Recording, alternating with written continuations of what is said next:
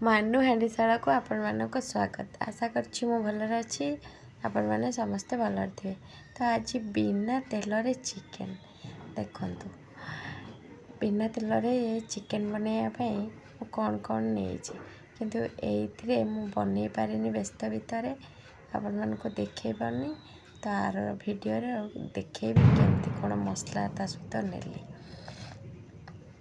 बिना तेल रे सिना भाबुचंती, किंतु आदरे दही जो पकईछि सेतिपई बिना तेल रे एटा हे गला।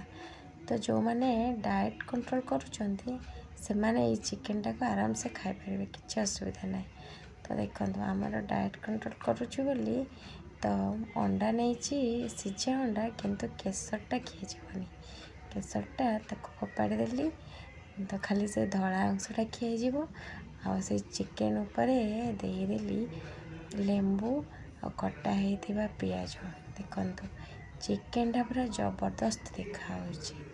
तापरे चिकेन टा पूरा भल से सिझी भी जाइछि। एया नुहे जे बिना तेल रे चिकेन सिझिनी, चिकेन भी सिझी भी जाइछि।